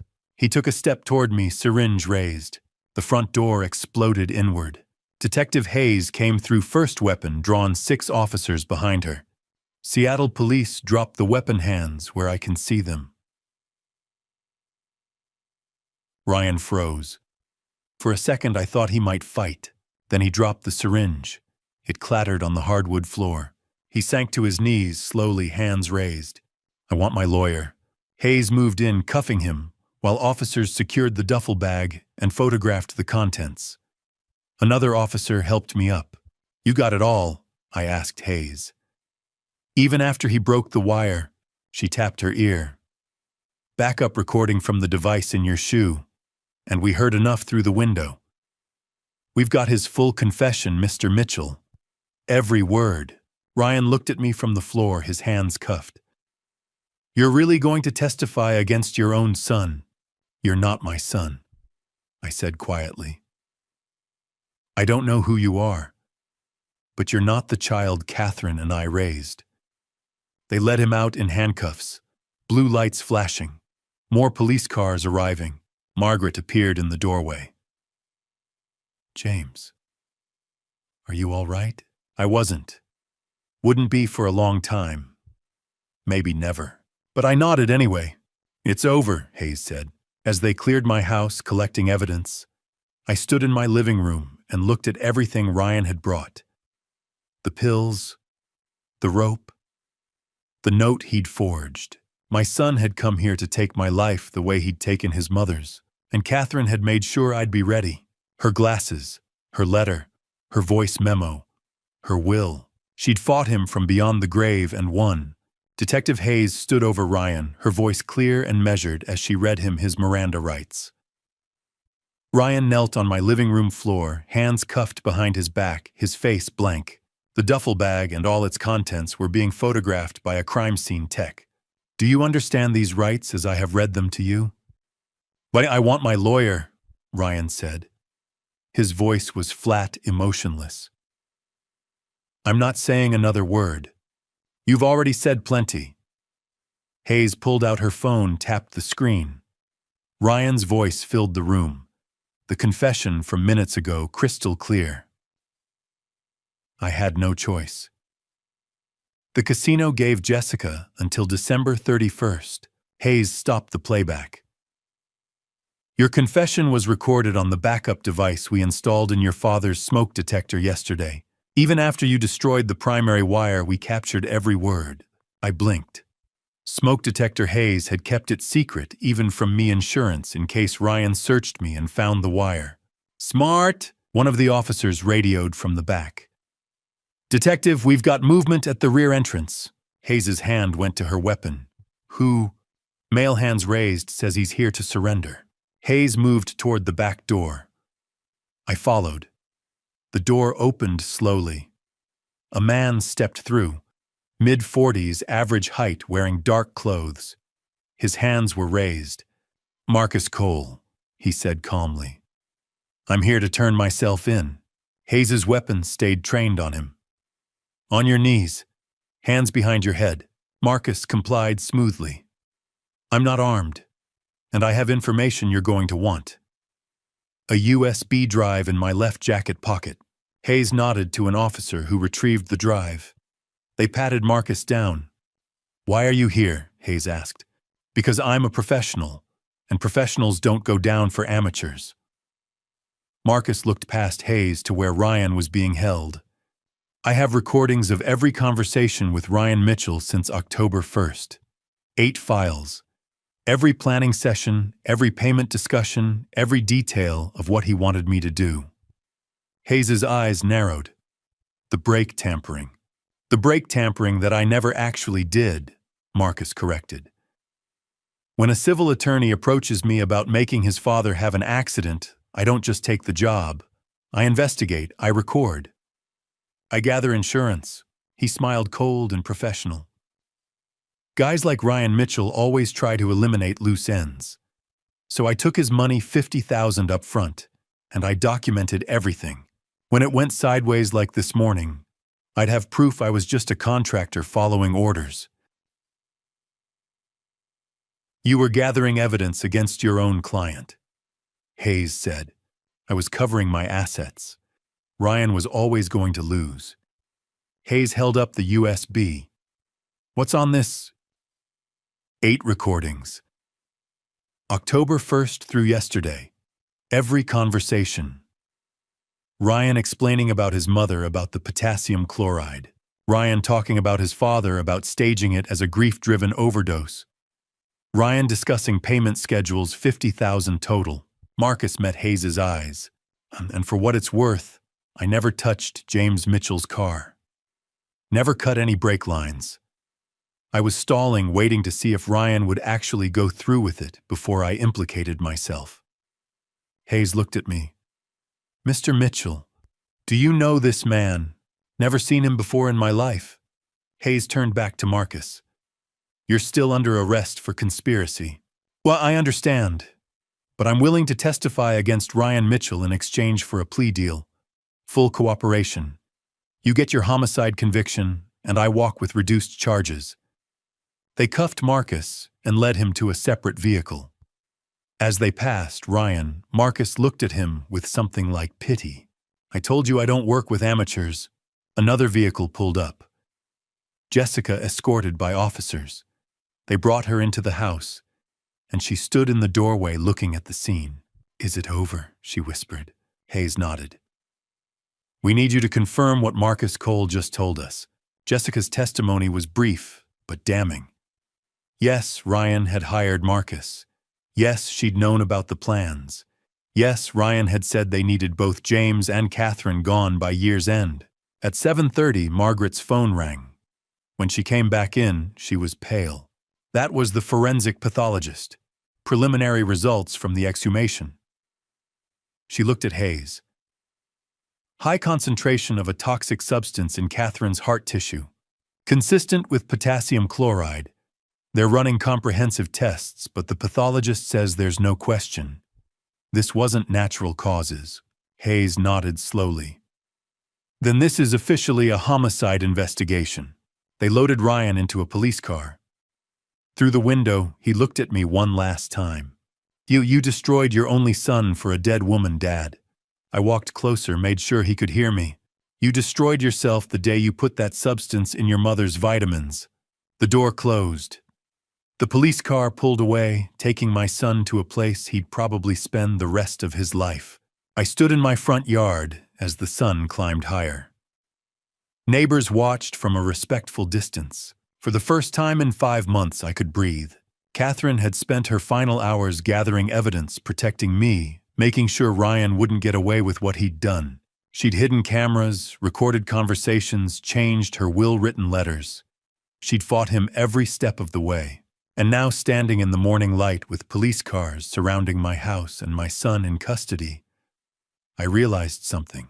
She'd won, not just for herself, for me, for justice itself. Hayes approached me, her expression softer than I'd seen it. You should get some rest, Mr. Mitchell. We'll need your full statement later today, but for now you're safe. It's over. I nodded, not trusting my voice. As the police finished their work and started to clear out, I looked up at the sky. It was going to be a beautiful day, and Catherine, wherever she was, knew that her husband was safe. That had to be enough. A week after Ryan's arrest, Margaret called with news I didn't want to hear. He made bail. I was standing in my kitchen, the same kitchen where Catherine had collapsed. I gripped the counter. How the judge set it at $2 million. Jessica's family posted it. Her parents are wealthy. Old money from Charleston. They put up property as collateral. Margaret's voice was tight with frustration. My guess is Jessica convinced them Ryan's being railroaded. So he's just out with conditions. Surrendered his passport, ankle monitor, can't leave King County, can't contact you or any witnesses. But yes, James, he's out. I looked at the kitchen floor where Catherine had fallen. Ryan was somewhere in Seattle right now, free while my wife was in the ground. Tell me we can still win this. We can, but his attorney is good and he's already making moves. That afternoon, I met Margaret at her office. She'd spread legal documents across her desk. Motions, filings, medical reports. Jonathan Price, Margaret said, tapping a business card. 55, former King County prosecutor, won 3 high-profile homicide defenses in the past decade. Ryan hired the best. What's he arguing? Margaret slid a motion across the desk.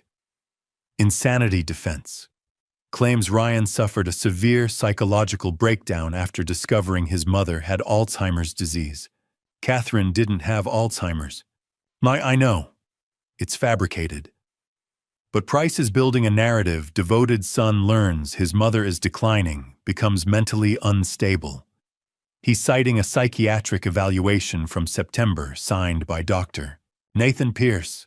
I stared at the document. Dr. Pierce. The same psychiatrist who'd tried to have me declared incompetent. Pierce was arrested, I said. Exactly. Which is why this defense isn't going to work. Margaret pulled out another file. After Pierce was detained, we subpoenaed his financial records. She showed me a spreadsheet. Payments from Ryan to Dr. Nathan Pierce dating back 3 years. $280,000 total. 9 psychiatric evaluations, Margaret said. 9 separate reports over 3 years, all documenting Ryan's supposed mental health struggles. All fake. All purchased. He was building an insanity defense for 3 years. He was building insurance. Ryan knew if he ever got caught doing something criminal, he'd need a paper trail showing mental illness. So he paid Pierce to create one. I sat back. That's not insanity. That's premeditation. Exactly. And that's what I'll argue when this goes to trial. A truly mentally ill person doesn't spend 3 years and $280,000 manufacturing evidence of their own insanity. That's what a calculating criminal does. Margaret pulled out more documents. There's more. Thomas Reed kept digging. Found an offshore account in the Cayman Islands. Ryan transferred $150,000 from your family trust to that account. He was hiding money, James. Planning long-term. Planning to eliminate you and Catherine and disappear. She spread out 5 more documents, each stamped with the King County Prosecutor's Office seal. Amanda Morrison is the prosecutor. She's filed formal charges, 5 counts. Margaret read them aloud. Count 1, homicide in the 1st degree. Life without possibility of parole. Count 2, attempted conspiracy to cause harm. 25 years. Count 3, embezzlement.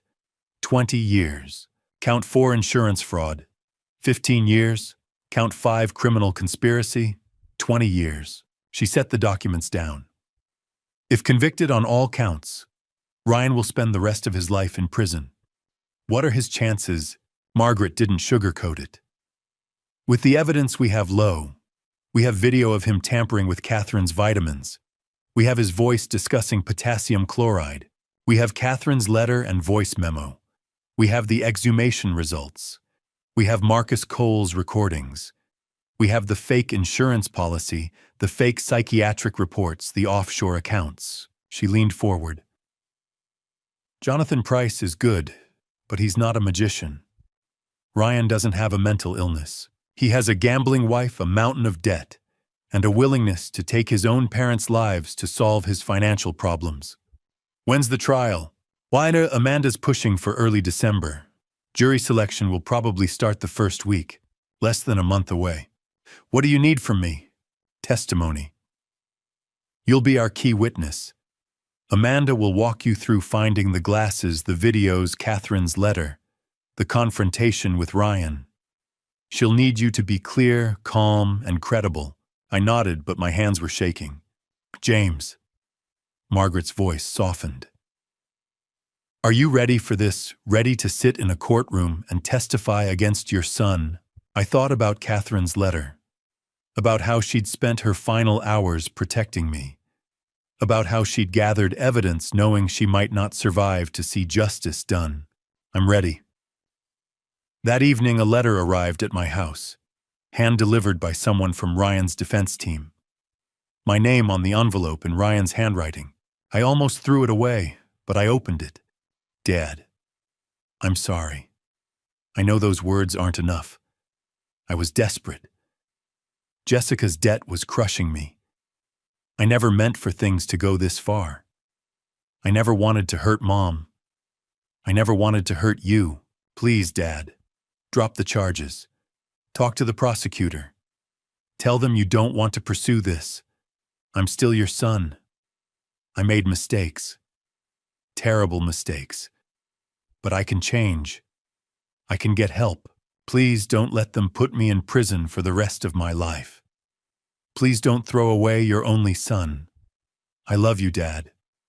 Ryan. I read it twice. Looked for the son I'd raised somewhere in those words. Looked for genuine remorse. All I found was manipulation. He wasn't sorry he'd taken Catherine's life. He was sorry he'd been caught. I tore the letter in half, then in half again, dropped the pieces in the trash. Margaret had asked if I was ready to testify against my son. I was, because the man who wrote that letter wasn't my son anymore. The trial would start in 3 weeks, and when it did, I'd make sure Catherine's voice was heard. Every word she'd recorded, every piece of evidence she'd gathered, every truth she'd fought to preserve. Ryan wanted mercy, but justice for Catherine mattered more. November 4th arrived cold and gray, the kind of Seattle morning where the rain held off, but the sky promised it wouldn't wait long. Margaret and I walked up the steps of the King County Superior Court together. Camera crews lined the sidewalk. This had become a media story. I kept my head down, let Margaret run interference with the reporters shouting questions. Inside the courthouse was all marble and echoes. We went through security, took the elevator to the 4th floor. Courtroom 4C. The Honorable Patricia Holloway presiding. Judge Holloway sat at the bench reviewing documents while the courtroom filled. 60 years old, gray hair pulled back in a severe bun, the kind of judge who didn't tolerate nonsense. Ryan was already there with Jonathan Price sitting at the defense table. He wore a dark suit, white shirt, conservative tie. His ankle monitor was hidden under his slacks. He glanced back when I entered. Our eyes met for half a second. Then he looked away. The jury box filled. 12 people selected over 2 days. 7 women, 5 men. A retired teacher, a software engineer, a nurse, an accountant. 12 strangers who would decide my son's fate. Judge Holloway called the court to order at 9 a.m. sharp. The People versus Ryan Thomas Mitchell. Counsel, are you ready to proceed with opening statements? Amanda Morrison stood. She'd worn navy blue today, her dark hair pulled back. Professional, serious, prepared. Your Honor, the people are ready. Amanda walked to the jury box, made eye contact with each juror before she began. This is a case about greed, about betrayal, about premeditation. Ryan Mitchell didn't just take his mother's life. He planned it for months, purchased the substance, tampered with her vitamins, watched her collapse on her kitchen floor and waited 12 minutes before calling for help. Her voice was measured, factual, devastating. But he didn't stop there. Ryan Mitchell also planned his father's end. Hired a professional, forged life insurance documents, attempted to have his father declared mentally incompetent so he could seize control of a $3.2 million estate. She let that number hang in the air. Over the next week, you'll hear from James Mitchell. You'll see video evidence of Ryan tampering with his mother's vitamins. You'll hear Catherine Mitchell's voice in a recording made hours before she passed. warning her husband that their son was planning to take both their lives. You'll hear forensic evidence proving Catherine didn't have a natural passing. Amanda returned to the prosecution table. You'll also hear from Dr. Nathan Pierce, a psychiatrist who accepted $280,000 from Ryan Mitchell over 3 years to manufacture fake psychiatric reports. Reports designed to create an insanity defense if Ryan ever got caught. Because that's what calculated criminals do. They plan for contingencies. She looked at Ryan. Ryan Mitchell is 39 years old, a licensed attorney, an intelligent man who knew exactly what he was doing. This isn't a tragedy of mental illness. This is a story of greed and violence, and at the end of this trial, we will ask you to hold Ryan Mitchell accountable. She sat down. The courtroom was silent. Jonathan Price rose. He dressed more casually, gray suit, no tie. He smiled sadly at the jury. Ladies and gentlemen, what you're about to hear is indeed a tragedy. But it's not the tragedy Ms. Morrison just described. This is a tragedy of a family destroyed by mental illness. He walked slowly toward the jury box. Ryan Mitchell loved his mother, loved his father. But over the past 3 years, Ryan has been suffering from an undiagnosed dissociative disorder, a mental condition that causes breaks from reality-impaired judgment. Dr. Pierce evaluated Ryan and documented these symptoms. Someone in the jury box shifted uncomfortably. Jonathan kept going, but it was a weak opening. The fake psychiatric reports had destroyed any credibility the insanity defense might have had. Judge Holloway looked at Amanda. Call your first witness. The people called James Robert Mitchell. I stood. Margaret gave my arm a brief squeeze. I walked to the witness stand, was sworn in, sat down facing the courtroom. Amanda led me through it methodically. Finding Catherine's glasses, the videos of Ryan tampering with vitamins, Catherine's voice memo, the safe deposit box, the confrontation in my living room where Ryan confessed. I kept my voice steady, answered every question. Then Jonathan Price stood for cross-examination. Mr. Mitchell, you testified that you were grieving your wife. Isn't it true that you experienced significant depression during that time? I was mourning my wife of 38 years. Mourning can affect perception, can't it? Make us see things that aren't there. I looked directly at him. I saw my son on video putting a substance in his mother's vitamins. I heard him confess to delaying the 911 call for 12 minutes. That's not grief affecting my perception. That's evidence. Jonathan tried a few more angles, but I didn't break. After 20 minutes, Judge Holloway let me step down. The next 3 days were a parade of evidence. Amanda presented everything systematically. The hidden camera videos, Catherine's voice memo, the recordings from Allison and Marcus Cole, the forensic pathologist's report, the financial analysis, the fake insurance policy, Catherine's will. Each piece landed like a hammer blow. I watched the jury's faces, saw shock, disgust, anger. On day 5, Dr. Nathan Pierce took the stand. Amanda tore him apart. Dr. Pierce, how much did Ryan Mitchell pay you to write fake psychiatric evaluations? Pierce's voice was barely a whisper. $280,000, over 3 years. For 9 reports documenting mental illness that didn't exist, Pierce had no answers. By the time she dismissed him, he was visibly shaking. On day 6, Ryan took the stand. The courtroom went silent. Jonathan Price asked 3 preliminary questions. Then, Ryan, did you intentionally harm your mother? Ryan looked at the jury, at Judge Holloway, at me. Then he said, I invoke my 5th Amendment right against self-incrimination. The courtroom erupted. Judge Holloway banged her gavel. In the jury's eyes, guilty people pleaded the 5th. Innocent people defended themselves. Closing arguments took another day. Then it was over. The jury filed out to deliberate. Hours passed. Finally, at 4:30 in the afternoon, the bailiff announced they had a verdict. We filed back into the courtroom. The jury returned. I couldn't read their faces. Judge Holloway looked at the foreperson. "Has the jury reached a verdict?" "We have, Your Honor." My heart was pounding. The foreperson stood and began to read. I thought I was prepared for the verdict. I wasn't. 4 days had passed since I sat in that witness box. 4 days since I'd answered Amanda Morrison's questions about the glasses, the videos, the voice memo. 4 days since I'd watched Ryan invoke his Fifth Amendment right and refuse to testify. Now, on the morning of November 8th, I stood outside courtroom 4C with Margaret Thornton waiting for the jury to return. They'd been deliberating for 9 hours. Margaret checked her phone for the 3rd time in 5 minutes. "Juries that deliberate this long usually mean one of 2 things," she said quietly. "Either they're deadlocked or they're being very, very thorough."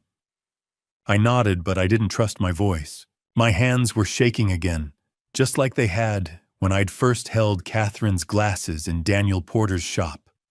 Just like they had when I'd listened to her voice memo for the first time. I pressed them flat against my thighs and stared at the courthouse floor. At 10:47 a.m., the bailiff opened the courtroom doors. "Jury's back." The gallery was packed. I took my seat in the front row, Margaret beside me. Across the aisle, Jonathan Price sat alone at the defense table. Ryan was brought in through the side door, his hands cuffed in front of him, his face blank. He didn't look at me. Judge Patricia Holloway entered. We all rose. "Please be seated," she said. Her voice was calm, measured. She turned to the jury box. "Ladies and gentlemen of the jury, have you reached a verdict?" The foreperson, a woman in her early 60s, a retired schoolteacher from Ballard, stood. "We have, Your Honor." The bailiff took the verdict forms from her and handed them to the judge. Holloway reviewed them in silence, her expression unreadable.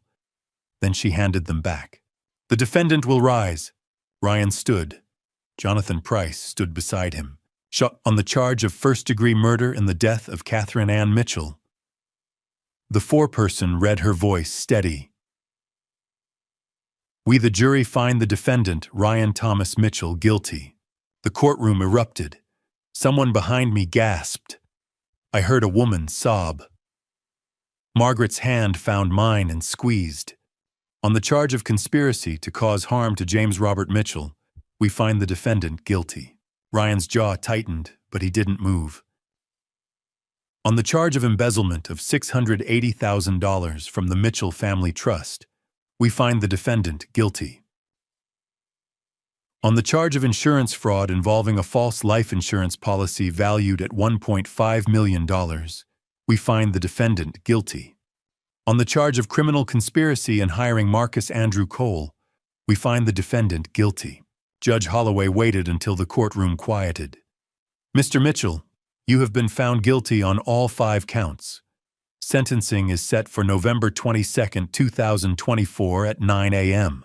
Bailiff remanded the defendant. Ryan turned his head just slightly and looked at me for the first time since the verdict. His eyes were empty. Then he was led away. Outside the courthouse, Margaret read a brief statement to the press. I stood beside her, hands in my pockets, squinting against the November sun. Catherine Mitchell spent the final hours of her life gathering evidence to protect her husband and expose a terrible scheme, Margaret said. Today, justice was served not because of the legal system alone, but because she refused to let fear silence her. We honor her courage, and we hope this verdict brings some measure of peace to her family. A reporter called out, "Mr. Mitchell, do you have anything to say?" I shook my head. Margaret guided me toward her car. The courtroom was quieter this time. No cameras inside, no crowd in the gallery. Just me, Margaret, Amanda Morrison, Jonathan Price, and a handful of court staff. Judge Holloway reviewed the pre-sentence report in silence. Then she looked up. "Mr. Mitchell, you have been convicted of first-degree murder, conspiracy, embezzlement, fraud, and criminal conspiracy. The law allows me to impose a sentence that reflects the gravity of these offenses and the harm you have caused." She paused. "For the murder of Catherine Ann Mitchell, I sentence you to life in prison without the possibility of parole. For each of the remaining 4 counts, I sentence you to 25 years to be served concurrently with the life sentence." Ryan stood perfectly still. "Do you wish to make a statement?" the judge asked. He shook his head. "Then this court is adjourned." The visitation room smelled like disinfectant and stale coffee. I sat on a metal stool, staring at the plexiglass partition, waiting. A guard led Ryan to the opposite side. He picked up the telephone handset. I picked up mine.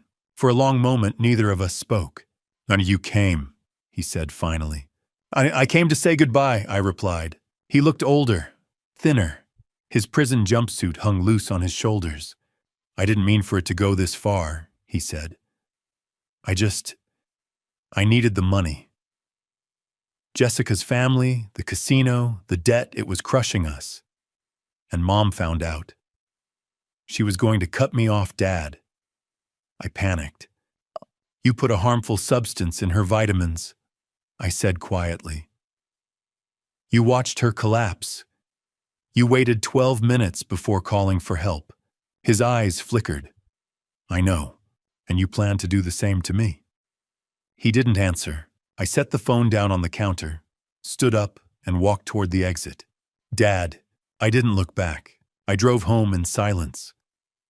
In my rearview mirror, the barbed wire fence of the penitentiary grew smaller and smaller until it disappeared. I didn't cry. Catherine had fought for the facts in her final hours. She'd left me a map, a warning, a will. She'd made sure I wouldn't become the next name on Ryan's list, and now justice was done. The apartment was quiet in a way the old house never was. I sat in the corner armchair of my new place in Capitol Hill, a 1-bedroom unit on the 6th floor with a view of Puget Sound. It was December 2024, 6 weeks since the sentencing, 8 months since I'd found Catherine's glasses with the broken hinge. The rain tapped softly against the window, and for the first time in over a year, I didn't feel the walls closing in. Margaret had helped me find this place. "You need a fresh start, James," she'd said. "Somewhere Catherine's memory can rest without haunting you." She was right. I couldn't live in that house anymore. Not in the kitchen where Catherine had collapsed. Not in the bedroom where we'd shared 38 years of mornings. So I'd packed what mattered: a few photographs, her favorite books, the wooden box where she kept her gardening gloves. Everything else I donated. The apartment was small, clean, and faced east. Every morning the sun rose over the water, and I made coffee and watched the ferries cross the Sound. It wasn't the life I'd planned, but it was a life I could live. Margaret called me on a Tuesday afternoon in March 2025. "James, I need to tell you something," she said. Her voice was careful, the way it always was when she had bad news. "What is it?" "It's Jessica. She had a severe reaction to medication at Evergreen Rehabilitation Center last week. She's alive, but the doctors say the brain damage is permanent. Short-term memory loss, cognitive impairment. She'll need lifelong medical care." I closed my eyes. I should have felt something: anger, pity, satisfaction. But all I felt was a dull, hollow sadness. "Her family is arranging long-term care," Margaret continued. "They asked if you'd be willing to visit." "No," I said quietly. "Surprise?" She helped him plan it, Margaret. She knew what Ryan was going to do, and she said nothing. I'm not going to sit by her bedside and pretend that didn't happen. Margaret was silent for a moment. "I understand." After we hung up, I stood by the window for a long time watching the rain. Jessica would spend the rest of her life in a fog, unable to remember what she'd done or why, and I would spend the rest of mine trying to forget. On a bright Thursday morning in May, I drove to the offices of Patterson and Marks in Pioneer Square. Helen Patterson, the attorney who'd notarized Catherine's final will, greeted me in the conference room. "Mr. Mitchell," she said warmly, "it's time." She opened a folder and slid a document across the table. "Execution of the last will and testament of Catherine Ann Mitchell, 95% of Catherine's estate, $2. $7 million was transferred to the Family Justice Foundation, a nonprofit that provided free legal aid to elderly victims of financial abuse. The foundation would like to create a new initiative in Catherine's name, Helen said. The Catherine Mitchell Elder Protection Initiative. It will fund legal clinics, emergency intervention, and educational workshops for seniors and their families. I nodded, my throat tight. She would have loved that. 2 weeks later, I attended the launch event at the Seattle Public Library.